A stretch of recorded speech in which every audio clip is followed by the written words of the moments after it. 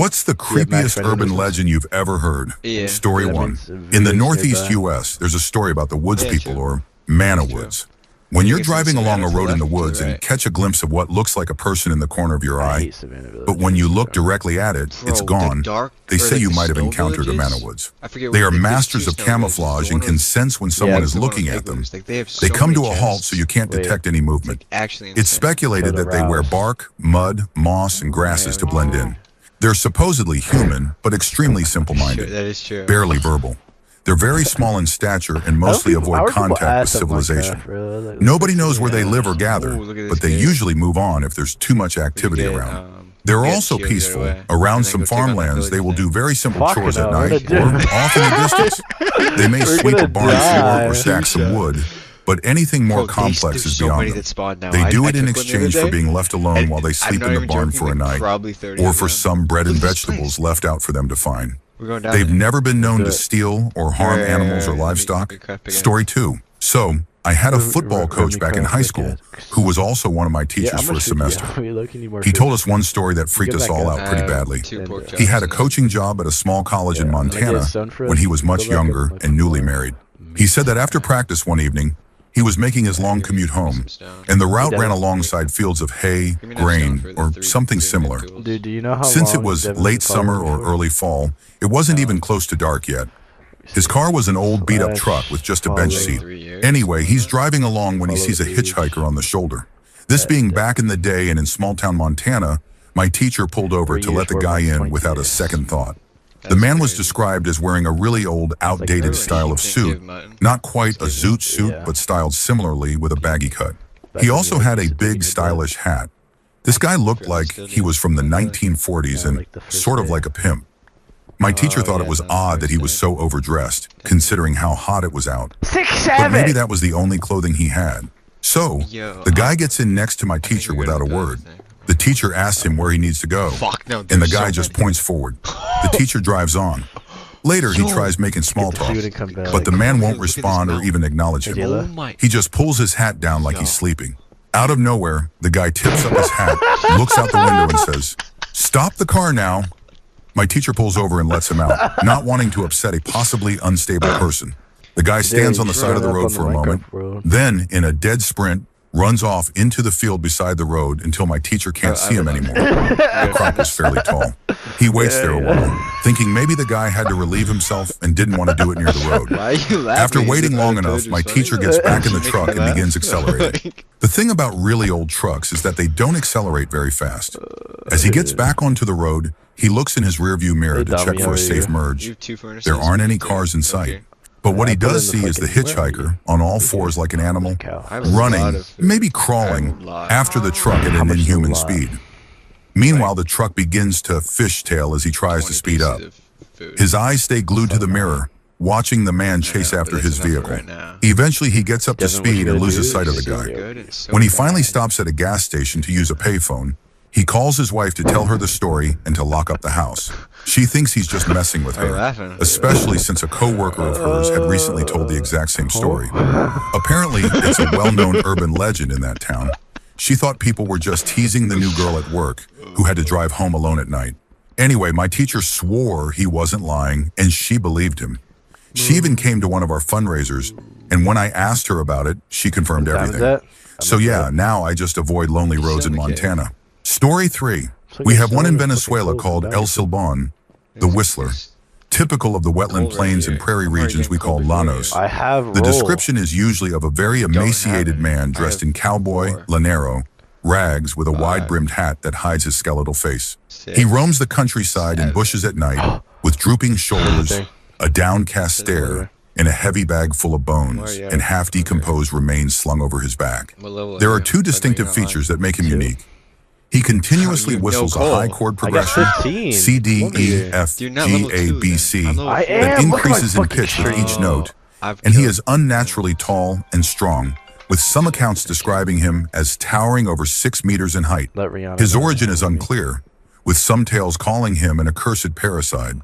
But whatever he is feared by lone travelers, especially drunk or unfaithful men traveling through the countryside. Shit, guys. The story goes that his down, bro. ominous Chill, whistle bro. is heard very loudly and nearby. but the source can't be pinpointed. And contrary to logic, when the sound gets softer and seems more distant, it actually means he is extremely close. He then kills by strangulation or blunt force and devours the victim, throwing the bones into his bag. He can occasionally be seen wading over the high walls of haciendas or farms. Honest prayer is said to keep him away. Story 4. I live in Northern Australia, and everyone who grows up in my town knows the legend of the Poinciana woman.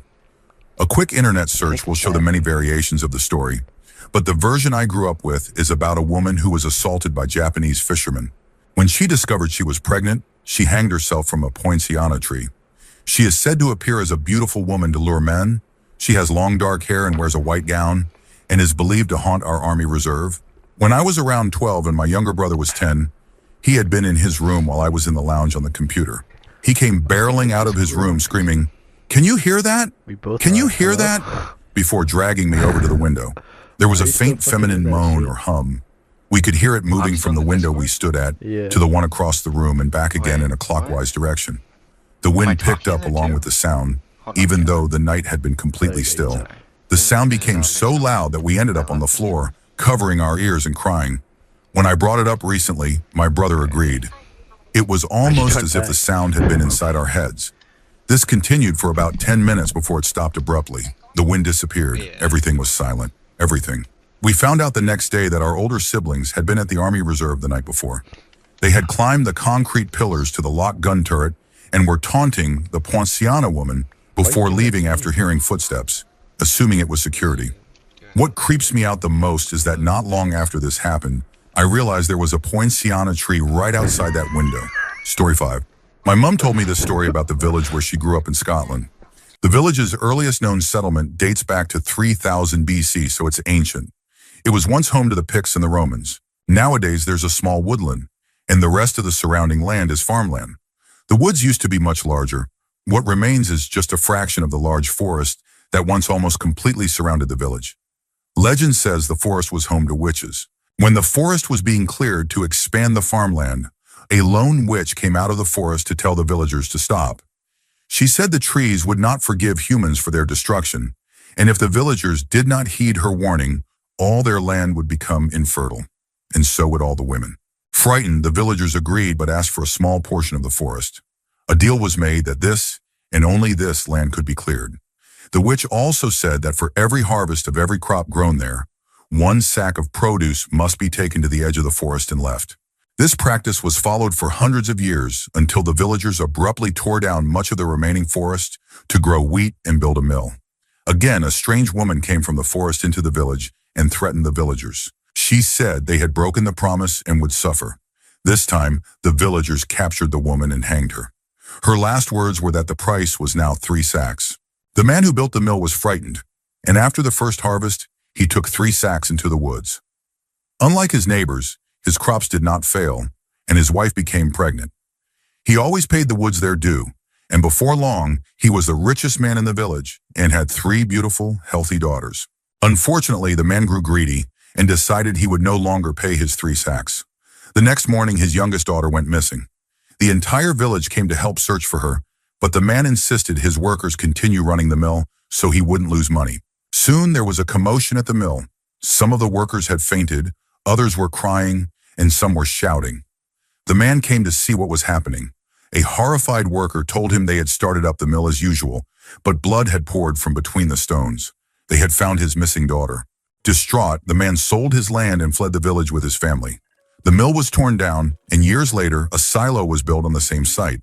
By the 1960s, the silo was ancient and crumbling. It was rumored to be haunted, either by the farmer, his daughter, or the witch, sometimes all 3. This part is my mom's story. One day, she and her friends made a bet to see who could spend a night in the silo. One boy, who was always bragging about his bravery, volunteered. Between them, my mom and her friends conspired to keep this a secret from their parents by lying about camping in each other's gardens. That evening, the boy, John, climbed to the silo loft, and Mom and her friend gave him a bag of food, a blanket, and a torch.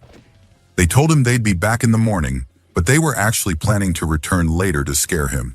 They waited a few hours and snuck back to the silo, but alarmingly, they could hear John sobbing and crying for help. They found him quite a distance from the silo, dragging himself along on his stomach. John had jumped from the silo loft and broken his ankles. He was carried back to his parents' house and taken to the hospital. After the inevitable week of punishment, my mom was allowed to visit John. She said he still looked as terrified then as he had that night. She asked him what had happened. He told his parents and the doctors that he fell, but the truth was he saw something. Not long after being left alone, he heard something shuffling around in the loft. He used the torch to look, but saw only empty grain bags. He tried to ignore the noise, but eventually it sounded like it was moving toward him. When he shone the torch on the grain bags again, he saw they were crawling, dragging themselves along the floor toward him. That's why he jumped. Story 6. My grandfather and his 4 brothers spent their summers at their family's bay house. More of a shack, really. In Fairhope, Alabama when they were young. It was about a 5-minute walk to Mobile Bay, and having grown up around there myself, I can personally attest to the area's long history of spooky stuff.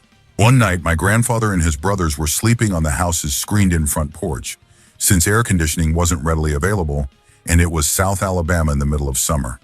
They were fast asleep in the middle of the night when an old taxi drove up and parked in front of the house.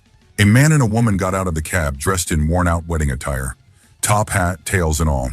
They walked up to the house and the woman scratched the wood siding of the screened-in door with long fingernails. Then the pair returned to the cab and drove off. All the boys were awakened by the sound of the scratching, but they were too scared to move or make a sound until morning.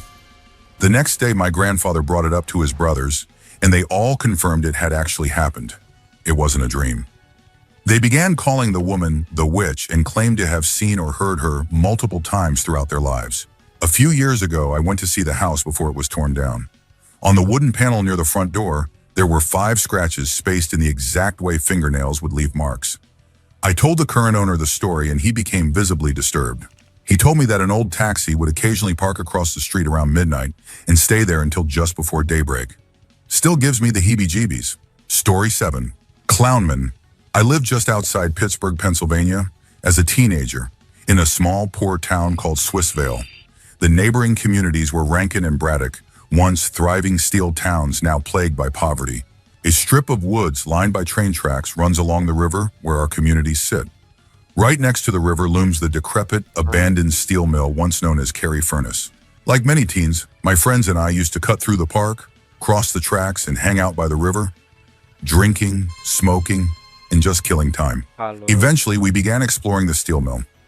I loved it. The graffiti and sculptural art, the wildlife that had moved in, even the homeless people who called it home, it all made it feel like an adventure. I became comfortable there. Then my friends told me a story. They said a teenager had once been abducted and assaulted, and her naked, bloodied body was found strung up on a set of city steps. The killer, they said, was a deranged man who dressed as a clown, wearing a horrifying blood-stained mask. He lives in the woods and in the steel mill. He walks the tracks with a butcher knife he never cleans. Don't come here alone, as they warned. One night, after a fight with my boyfriend, I stubbornly decided to walk alone from the river, across the tracks and through the woods. When I got to the tracks, I turned and looked at the steel mill. Further down the tracks, I saw a figure. I couldn't see the face, but the baggy pants looked clown-like. I ran like I've never run before. I've never felt fear like that. It was probably just a homeless man. But who takes chances with a legend like that? Story 8. This isn't so much an urban legend as a ghost story, but it always freaked me out as a kid. My mom used to be friends with a woman who was kind of a drug user. She had 2 kids, Brian and Sarah. Sarah was really sweet and cute. She was in 9th grade when I was in 2nd. Anyway, Sarah's mom was into drugs and her dad was an alcoholic. But other than the drinking, he was a good guy and took excellent care of both kids. The mom and dad divorced in the early 2000s. Sarah stayed with her dad, and Brian went with the mom. The dad started dating someone new soon after the divorce, and Sarah was old enough that she also had a boyfriend. She was probably 17 or 18 when this story happened. Where I live, it can get extremely foggy at night during certain seasons. One evening, the dad, his girlfriend Sarah, and her boyfriend went out for dinner and a movie. They went to Applebee's and the dad and his girlfriend had a few drinks. Not enough to call a cab, though. It's a rural area, and people know the back roads. Long story short, the dad took a turn too quickly and crashed the car into a tree. Sarah was dazed but conscious after the impact. She managed to get out, despite a badly cut arm and leg. She said her dad and her boyfriend also got out of the car, while the dad's girlfriend was already dead in the front seat. Her dad told Sarah and her boyfriend to go get help while he stayed behind to try to help his girlfriend. Sarah said that she and her boyfriend climbed up the embankment to the road and ran half a mile or so to the nearest house. The police later confirmed this by following Sarah's blood trail. She said she kept collapsing, getting tired from the blood loss, but her boyfriend kept helping her up and telling her to stay awake. Eventually, she made it to a house and knocked on the door. The residents called 911, and the paramedics arrived just in time to stop her from bleeding out. Sarah kept begging them to go help her dad and boyfriend. The medics told her they would, but they needed her to describe where the accident had occurred. She did, of course. But here's the thing. Her dad, his girlfriend, and her boyfriend had all died instantly when the car hit the tree. Her boyfriend had a broken neck, and the others were crushed in the front seat. When the first responders arrived, all three were still strapped in their seats, dead on arrival. I haven't spoken to Sarah in over 10 years, but back when I did, she still believed that her boyfriend's ghost had saved her. Story 9. There's a local legend about a campsite I used to visit here in upstate New York. The story goes that a man called the H-Man lives in the woods near the site. Years ago, a group of Boy Scouts camped there, and one of the boys went missing. They didn't find him until they were packing up to leave. As they were cleaning and collecting their belongings, they discovered the boy, dead under one of the mattresses with an H carved into his chest. The legend says that when the H-Man kills campers, he carves an H into their chest. Growing up, all of us kids who camped there were terrified of him. We were told that if you hiked far enough into the woods, you could find his house. Well, there is an abandoned house deep in the woods. We found it once. I was terrified. The creepy part was that there were no roads or paths leading to it. It was just a lone, abandoned house sitting in the middle of nowhere. If you ever go camping in Minerva, New York, keep an eye out for the H-Man. Toriten. One of my friends told me this a long time ago. She heard it from someone else, of course. A group of high school friends made a bet involving a local haunted house. One of the guys said he could spend the entire night inside without leaving. His friends agreed, but insisted he be tied to the upstairs banister with a rope, just to make sure he didn't try to sneak out. He agreed. They tied him up and left. The next morning, they returned to get him. He seemed a little dazed, but said everything was fine. He won the bet and collected.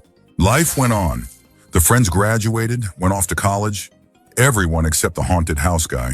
He stayed in town, hopping between dead-end jobs and growing more reclusive over time. Eventually, they all lost touch with him. Then came the news. He had taken his own life. Everyone was shocked.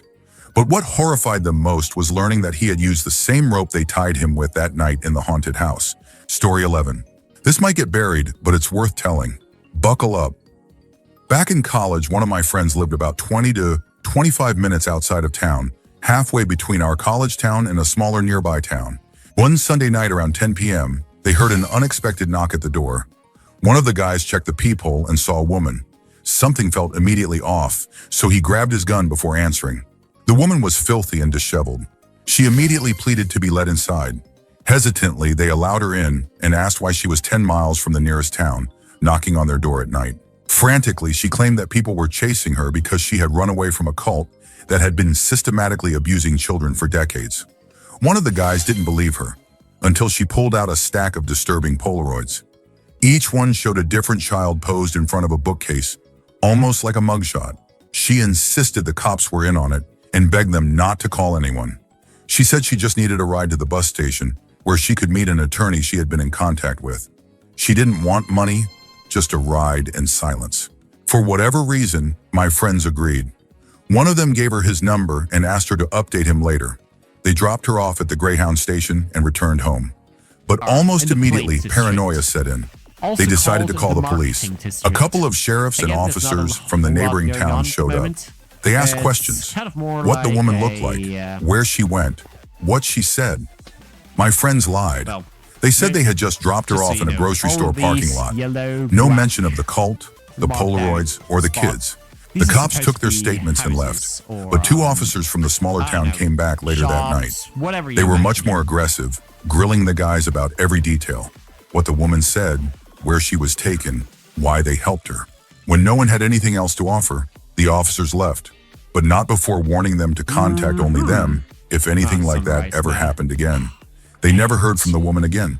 The cops never returned, and nothing ever appeared in the news. Story 12. First of all, This is a story I was told by a former coworker, so I don't know for sure if it's just another creepypasta or if there's some truth to it. Although the guy claimed to know the person the story's about. We live in a pretty rural area, and there was a nightclub that a lot of young people used to visit on weekends.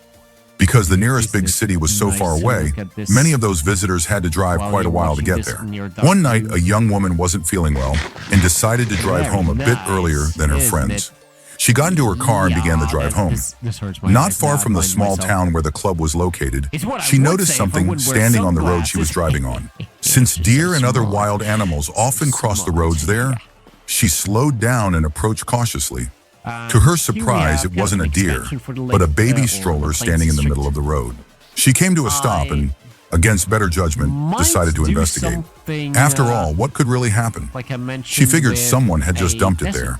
As she got closer to the stroller, she noticed headlights in the distance behind her, which oddly gave her a sense of safety, since she didn't feel completely alone in that moment. The stroller was empty, so she pushed it to the side of the road and got back into her car. Since she had seen the headlights of a car just moments earlier, she decided to let it pass before pulling back onto the road. The vehicle approached, but to her surprise, it didn't pass. It stopped right behind her. Both front doors opened almost immediately, which gave her a terrible feeling. So instead of waiting, she slammed on the gas and sped off. After a short while, she noticed the same car behind her. That uneasy feeling hadn't gone away, and now the vehicle was tailgating her and flashing its lights. Slowly, panic began to set in. She took a detour through the next village, making random turns, hoping to lose them. But the car stayed behind her, dangerously close, still flashing its lights.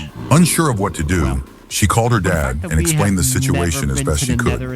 He told her to head straight home as fast as possible. He'd leave the front door open and call the police. She got home, flung open the car door, and rushed inside, where her parents were already waiting. They locked the door and waited for the police to arrive. A few minutes later, the doorbell rang. But it wasn't the police. It was two young men who looked very concerned. They asked if the girl they had been following was all right. As it turns out, the two of them were also heading home from the club and had seen someone getting into her car while she was pushing the stroller out of the road. They followed her so that the person in the back seat couldn't do anything. After she stopped in front of the house, the man jumped out of the car and took off running. They tried to chase him down, but he got away. No one knows what might have happened if those two men hadn't been there. The road where this allegedly took place is in a remote area surrounded by woods. I don't remember reading anything about it in the news, which is strange considering the police were supposedly involved. I still get creeped out every time I drive down that same road, so I thought I'd share the story. Story 13. I live out in the woods, and there's a fairly large creek that runs about a half-mile south of my house. The land around here follows an east-to-west ridge beside the creek. Whenever the nearby fields are plowed, it's pretty easy to find arrowheads and spear points. I'm about 98% sure that based on the number of arrowheads we've found, there are human remains somewhere on this property. Anyway, the actual legend says that a Native American toddler once wandered off and drowned in the creek, and the mother still roams the woods at night, screaming and crying for her baby. They eventually built a bridge over the creek, and it's been called Cry Baby Bridge for as long as my dad, who's 70, can remember. Now, I love ghost stories, and I've seen plenty of weird things after spending a lot of time out in the woods at night, but I'm not the type to believe in anything that can't be explained. We bought this house within minutes of it hitting the market. The previous owner had died by suicide 2 weeks earlier, somewhere in the front yard. One of my neighbors, who's a good friend, came over and told my wife about the local legend. He also said he had heard a woman screaming in a language he couldn't recognize, not English. Being in a brand new house, deep in the country, in dead silence, wintertime, with no curtains on the windows and a recent death on the property, made my wife extremely uneasy. Just across the holler, there's a man who owns some mules. One of them, I swear, has some kind of disorder. It makes the weirdest noises, day and night. Since we bought the house so suddenly, my wife had prior commitments she couldn't cancel, so I moved in first. She hadn't heard the mule yet. There are train tracks north of us, but they're far enough away that you can't hear the trains. However, coyotes will start howling long before a human can hear a train coming. If the coyotes near the tracks begin to howl, the ones closer to us will join in. All of these little details lined up one night. It was her first night sleeping in the house. The moon was full, there was fresh snow on the ground, and it was bright outside.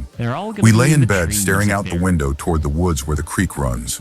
We were talking about unrelated ghost stories since she was already a little creeped out. Then a train must have gone by because suddenly every coyote in the county started howling. Being in the woods, we were completely surrounded. The coyotes must have set off the mule because it began making a racket. The coyotes eventually stopped, but the mule kept going. My wife had the most terrified expression I've ever seen. Apparently, the mule sounds a lot like a woman screaming in a foreign language, crying out for her lost baby. Story 14. I used to work as a graveyard shift valet at a casino on a reservation. At the top of the hill where we parked the cars, there was a massive dead tree that just stood there. At some point during the night, the moon would move behind it. When I was new, the more experienced valets would tell me that some kid had hung himself from that tree, and they first noticed it when the moon moved behind the branches and cast his silhouette. Of course, they followed up with the usual ghost storylines. You can still hear him weeping when the moon is behind the tree, and spot 156 is haunted. That's where he parked his car before it happened.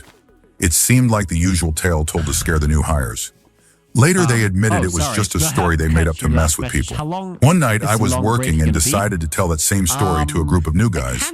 They wanted to go up to the tree to prove it wasn't haunted. We hiked up to the tree, and once we got there, we started hearing noises. The sounds were coming from inside the tree. Everyone stopped about 10 feet away, listening carefully and trying to figure it out. Then one guy, braver than the rest, used a walking stick he had picked up to tap the tree. The tree was decaying, so when he hit it, the stick broke a hole in the trunk. That's when we saw the source of the noise. A swarm of flying insects, cockroaches, burst out of the hole. A few centipedes came scurrying out, and we saw tarantulas and what looked like snakes too. Probably rattlesnakes, considering the area. We all sprinted back down to the valet hut, checking each other for bugs and laughing it off. The next morning, one of our valets went to retrieve a car parked in spot 156 and found a 12-foot rattlesnake resting underneath it, rattling as he approached. It's illegal to kill them there, so someone had to come and remove it. After that, everyone started to believe the story. Later, our manager confirmed that at least 2 people had, in fact, died by sewage from that tree. Story 15.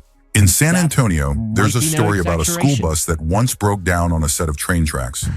After getting stuck there, a train came barreling down, and before any of the children could escape, it collided with the bus, tragically killing everyone on board. It was such a devastating event that nearby streets were named after the children who lost their lives. As you drive past a mental institution, you'll find yourself on roads named after those children, and eventually you reach a hill. At the top of this hill, the road meets the train tracks. According to the legend, if you park your car on the tracks and put it into neutral, something strange happens. For an added effect, you can sprinkle white powder on your bumper before the experiment. After a short wait, your car will start to move all by itself, off the tracks.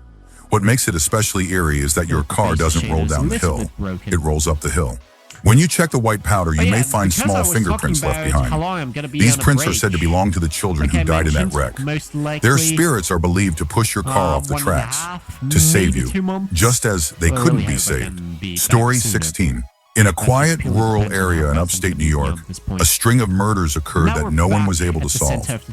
Victims were often found in places where they had appeared to be relaxing just moments before their deaths, completely unaware of what was about to happen. One night, a young woman was staying at her mother's summer home.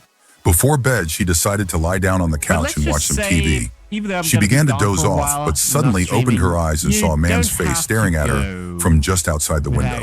She screamed and immediately called 911. Police arrived within minutes to search for the suspect, but they were puzzled by what they found.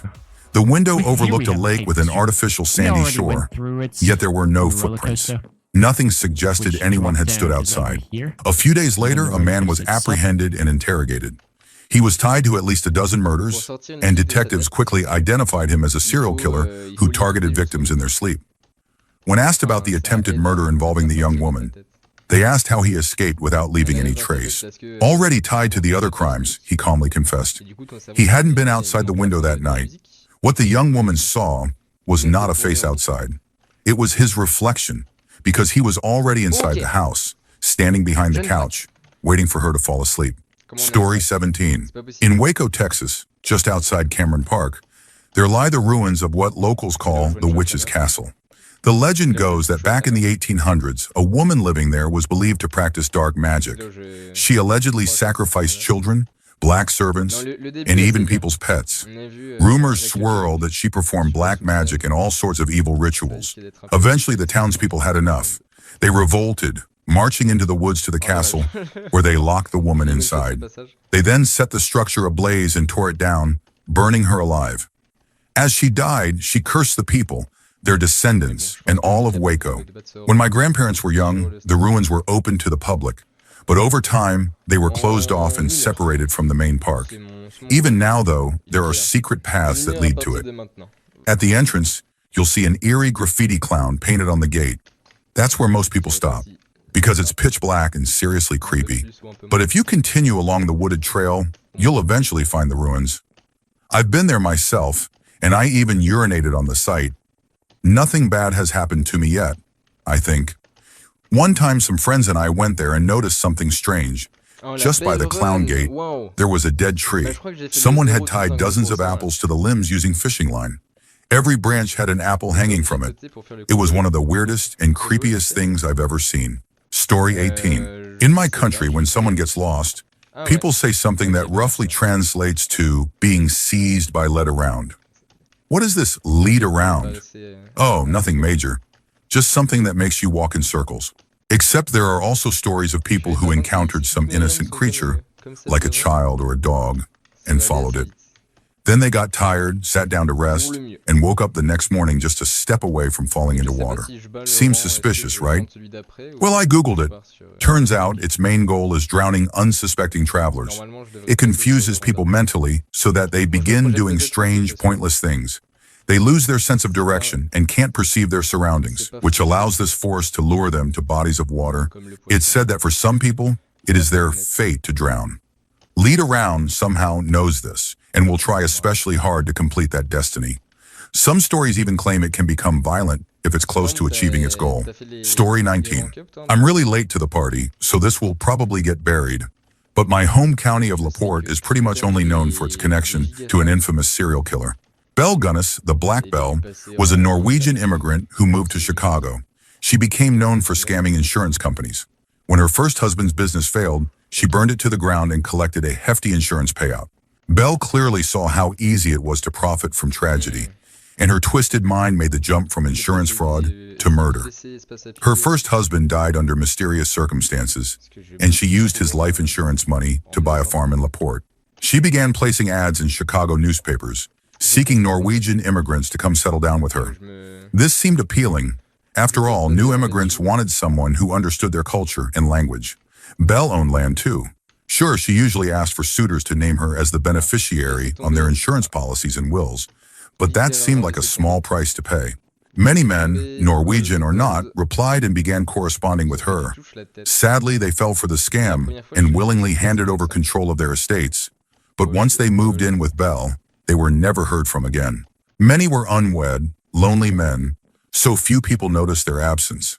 Friends and family probably assumed they were enjoying their new lives and didn't return home. The grisly truth was that Belle murdered them and buried their bodies in the hog pen. The disappearances remained unnoticed until something brought Belle under suspicion. Her farmhand, Ray Lamphere. He had helped her with many of the murders and had fallen in love with her. When Belle rejected him, she fired him and convinced a local judge he was mentally unstable, ensuring that if he ever accused her, he wouldn't be believed. Eventually, Lamphere decided to get revenge. He trapped Belle's family in their house and set it on fire. Only her newest farmhand escaped the blaze. What followed became etched into local history.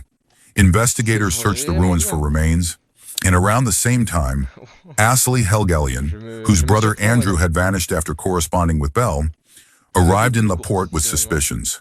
Investigators made a horrifying discovery on Belle's property. They began digging and found body after body. Most were men who had answered her ads. She had murdered them all, collecting what money she could just to pay her mortgage. Her disregard for human life was staggering. She literally killed men to keep her house. And then it got even darker. A woman's body was found in the burned-down farmhouse, but its measurements didn't match Belle Gunnis, even accounting for fire damage. Worse, the body contained lethal levels of poison. This raised suspicions that Belle had used another woman as a body double. Several girls and women had also died on her farm, so she may have used one of them to fake her own death. Many believe she convinced Lamphere, possibly using manipulation or intimacy, to burn the house down and help her escape. She knew it was only a matter of time before someone came looking for the men who had disappeared. After the fire, people claim to have seen someone matching Belle's description in the area for years. The body in the ruins was also missing its head, making identification impossible. A convenient and suspicious detail. To this day, many believe Belle escaped. And here's the part that personally gives me chills. I worked at the county museum for a time.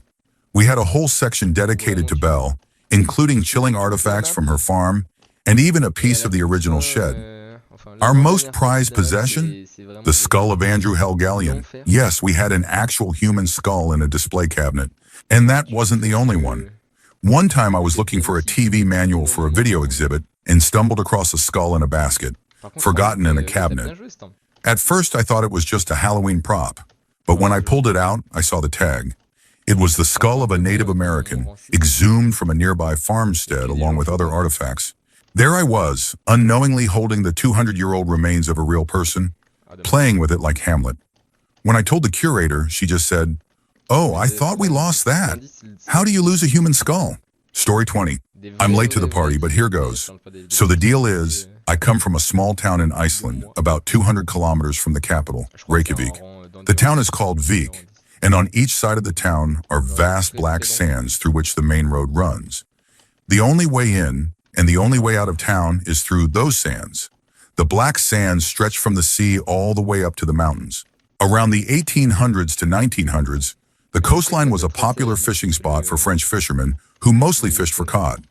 It's estimated that around 400 of the boats that fished along the coast ended up stranding. Some of the stranded fishermen survived, but most did not. So a lot of men have died down there over the centuries. There were also passers-by who got lost in the fog or died from the sudden and harsh winter storms that can appear out of nowhere.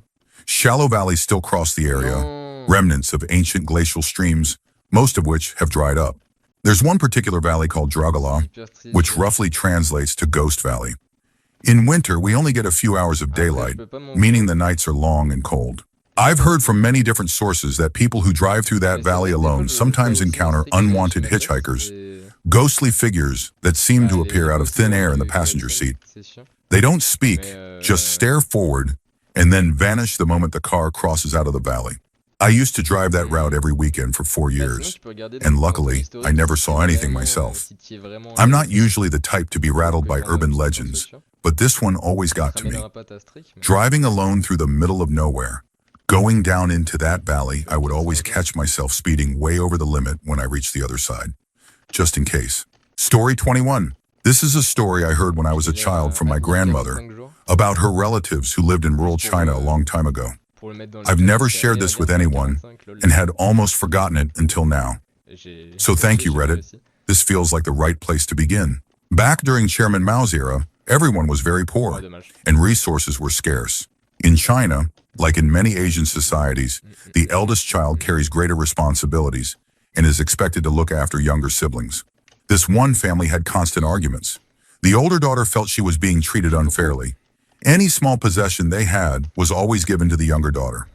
After each fight, she would run away from home and cry beside a nearby pond. The pond was known for being a place where several people had taken their lives. Locals believed it was haunted. Her parents dismissed her actions as attention-seeking. One night after a particularly bad fight, her parents had given her clothing to her younger sister without asking. She ran out and never came back. In the morning, her body was found in the pond. The clothes she was wearing were neatly folded beside the water. She had cherished the little clothing she had and couldn't bear to let it be ruined. There's an old Chinese belief in shui gui, water ghosts, and ti shen, replacement body. It's the idea that people who drown become lingering spirits. They are not necessarily evil, but they are tormented souls who can't enter the afterlife unless they lure another person to take their place. Until then, they remain trapped, unable to reincarnate. On the night the girl died, a neighbor had passed by and heard her weeping by the pond, talking hysterically to herself. My grandmother always believed the girl didn't really want to take her own life, that she was possessed or coerced by a shui guy desperate for release. She was the last person to drown in that pond. Not long after, the pond was filled in to make room for development. The most chilling part for me was when my grandmother wiped her tears and softly whispered, "Pitiful, so very pitiful." She didn't even have a chance to find her own Tishan. Story 22. My uncle was driving down a rural road in Maharashtra, which is a state in India. He was on his way back from visiting a small piece of farmland he owned, located about 15 miles from any kind of town or settlement. As he drove back toward his hometown, he passed a tiny shack in the middle of nowhere. A few miles after that, he glanced in his rearview mirror and saw an old woman in a white sari sitting in his back seat. Blood was trickling down the side of her face. At this point, my uncle was understandably terrified. The woman suddenly reached forward into the front seat and tried to strangle him. He immediately pulled the car over and jumped out. But when he turned around, there was no sign she had ever been there. He made it home about an hour later, but by then he had developed a fever of 107 degrees Fahrenheit and was in critical condition. After being placed in an ice bath and resting through the night, he finally woke up. That's when his family noticed dark bruises on his neck. Later, they found out that the shack he passed had once been the hideout of a serial criminal, a man who abducted women from nearby villages and assaulted and murdered them there. The woman my uncle saw had reportedly been one of the victims, killed several years earlier. Story 23. I grew up with lots of them. New Orleans is a great place to live for people who love the supernatural. I spent several nights at the Myrtle Plantation as a child, and my mom's family plot is just 3 rows up from Marie Laveau's grave. I've seen some unsettling things. The slave quarters off LA 308 in Lafourche gave me a run for my money during my first year of college at Nichols. Ring the bell, see the lights. But the worst? The Rougarou. One night, my buddy and I were out in Paradise doing some frogging. We had smoked a joint, but the high had already worn off. The boat had died, and we had to use the trawl motor to get to shore before walking about a mile down a dark swamp road to the generator-powered trailer we called camp. We had 2 sacks of frogs, had seen gators and snakes, and stank of marsh water and sweat. Digging around in that swamp mud gives off a foul, earthy stench, like septic methane mixed with rot. But as we walked down the road, we noticed a new smell. It was stronger than the swamp stink, stronger than our clothes, stronger than the cigarettes we were smoking. It was horrific, rancid, a mix of rotting leaves and decaying flesh. Imagine a bag of wet leaves stewing with old beef you forgot about in your fridge. It wasn't unnatural, but it felt wrong, like the land itself was breathing it out. Then this heavy drop hit my gut. My buddy felt it too. Without saying a word, we stomped out our cigarettes and bolted for camp. We heard rustling in the woods just beyond the tree line, following us all the way back. When we got to camp, we jumped in the truck and hit the high beams. Nothing. Not a thing. Then we went to check on the boat and grabbed the spotlight. We shined it into the woods. About a yard back, saplings and brush were all knocked askew. Not destroyed, but definitely disturbed. All the way back to camp, there was a dust cloud still settling, and the trailer's window netting had been torn open. The glass was shattered. That window sits about 7 feet off the ground, easily a foot higher than me. There were claw marks on the dirt below. We were told it was a cougar with mange, but this wasn't a cat. A big cat would have attacked while we ran. We were out of shape and slow. No, this was something else. Something bigger, smarter, and meaner. We never went back to that particular camp again. Story 24. My buddy and I heard about this park in Harbor City with a duck pond. Supposedly, the devil appears there, and people can sell their souls to him. He's said to appear like a normal person, but very well-mannered and sharply dressed. Rumor has it that a rap artist once sold his soul there and became famous. I called nonsense and we decided to check it out. When we got to the park, it was pitch black. No lights, no lamps, and the duck pond was pretty far inside. While walking along the sidewalk looking for the quickest path to the pond, my buddy kept complaining about how bad of an idea it was and how he didn't want to go through with it. I ignored him and kept going. I'll admit the whole place had a creepy vibe, but honestly, I was more worried about getting jumped or mugged than running into anything supernatural. As we walked, things got oddly quiet. I looked behind us. No cars on the street. It felt weird, but I brushed it off as a coincidence and kept walking toward the park. My buddy was still freaking out, ranting about how sketchy it was and how many gangs and homeless people were known to hang around I there. would, like, Eventually, I got fed up and said, nice. okay, forget it. Let's just go back to the car. I think I, like, We started got walking to back. the I was still scanning the park, trying to find an entrance. Then my friend stopped, looked at me and asked, did you really want to go in there? I said yes, that I still did. He paused, then said, okay, forget it, let's go. We turned and headed back toward the park. That's when I felt it, an insane sense of nervousness and a heavy pressure on my chest. I ignored it, thinking it was just nerves. But my friend started complaining of the same thing happening to him. I still thought it was in our heads until the animals started reacting. First, the ducks. They started going off like crazy. It didn't sound like normal quacking, more like distressed shrieks. Then I saw the winding path that led to the pond.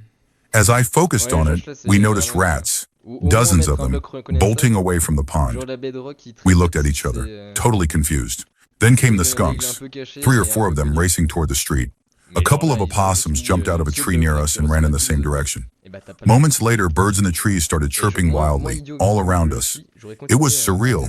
I froze, trying to make sense of what was happening. And then I saw it.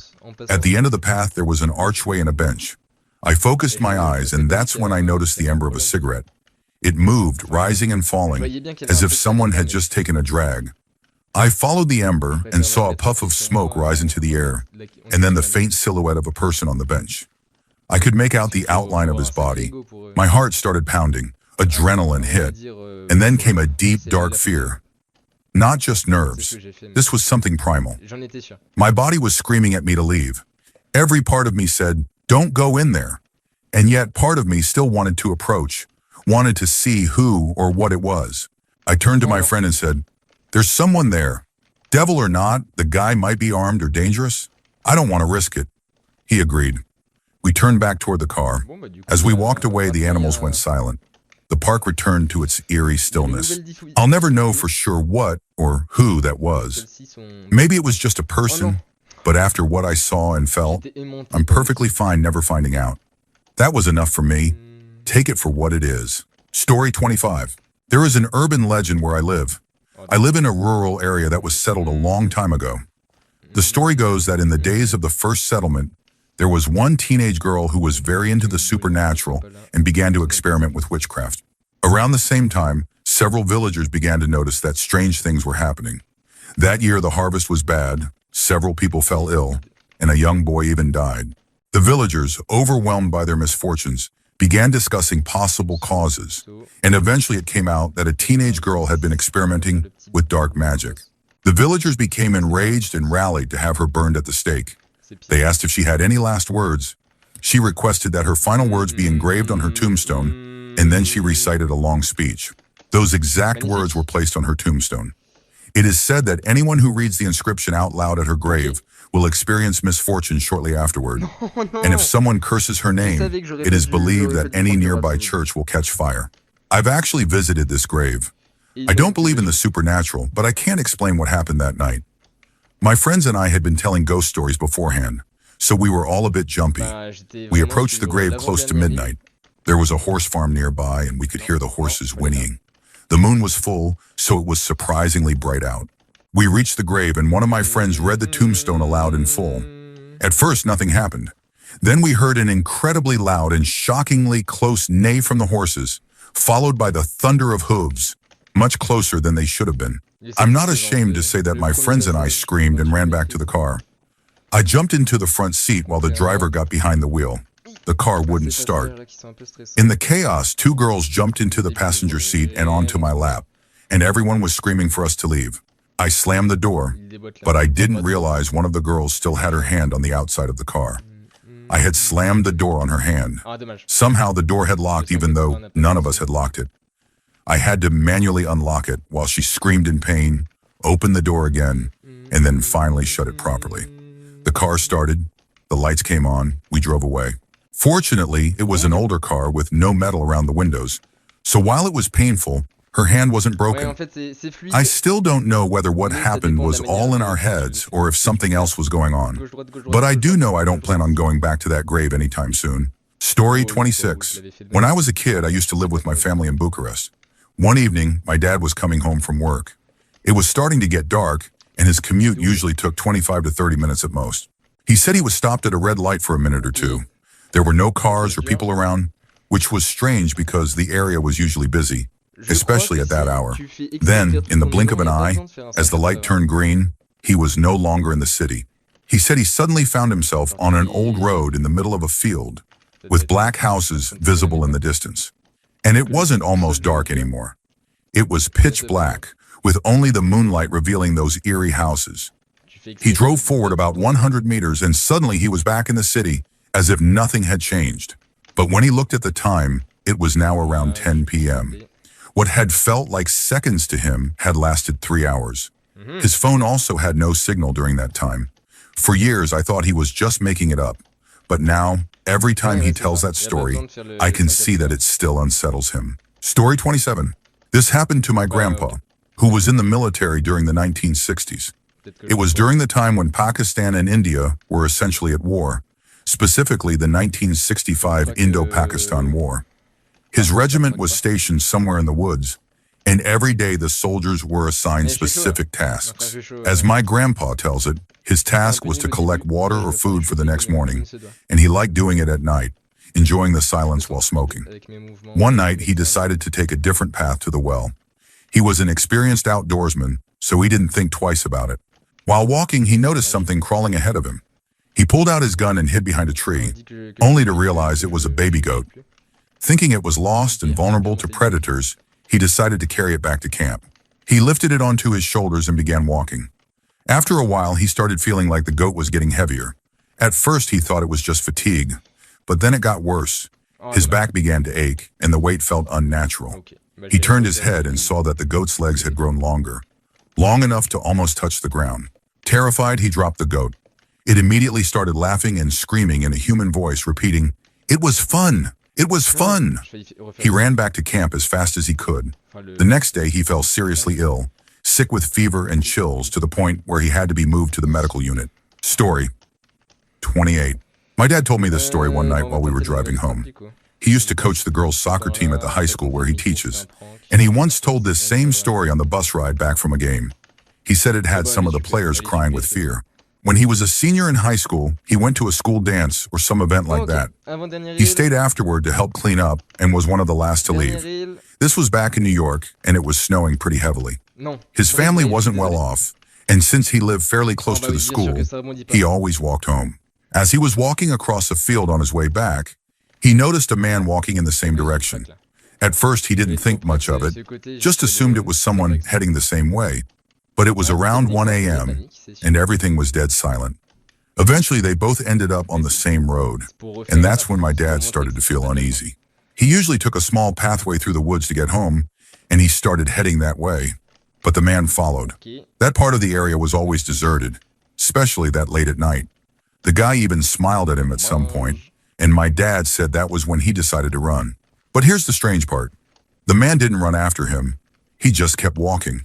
And no matter how fast my dad ran, and he was in good shape, he rode his bike everywhere. The guy never lost ground. He just stayed the same distance behind, walking the entire time. When my dad reached the field near the elementary school that he cut across to reach his street, the man was still following, still smiling. He never broke into a run, never sped up, just continued walking with that same eerie grin. When my dad reached his house, he remembered he had to enter through the back door because the front door was blocked with trash. His family struggled financially, and his mom was neurotic and never cleaned, so the back door was their only option. He had to jump the fence, and his shirt got stuck on it for a few seconds. Meanwhile, he could hear the man opening the gate and coming into the backyard. He fumbled with the broken lock. It required reaching in and fiddling with it to open the door. The man was about 7 or 8 feet away at this point. My dad saw a flash of metal in the man's hand. The smile was even wider. Just in time, my dad got the door open, slammed it shut, locked it, and ran upstairs. He stayed awake for hours. The next morning, still shaken, he questioned whether the whole thing had been a dream. The idea of a man keeping up with him on foot while walking seemed absurd. But then he went outside and checked the fence in the backyard. The man's footprints were still there. Story 29. This is one that I still need to finish writing based on a story a friend told me. Let me start by saying that the details are a little limited for now. I'll try to follow up later and clarify. It was her friend's brother who experienced this. Yeah, I know. It's one of those friend of a friend stories, which usually means it's fake. But either way, let me tell you about Callus. So the guy who originally experienced this, let's call him Eric, is into film. He and two of his buddies were taking a summer road trip filming ghost towns, maybe for a project or just for fun. At some point, they got lost trying to reach a particular ghost town and stumbled upon a sign referencing a place called Calic. Probably not the exact spelling. I really need to check that. The town wasn't on any modern maps and only showed up on some old signposts. The road leading to it looked abandoned and forgotten. Naturally, they figured it would make for perfect footage. What better ghost town to film than one that barely exists? They drove into Calic and immediately noticed something was off.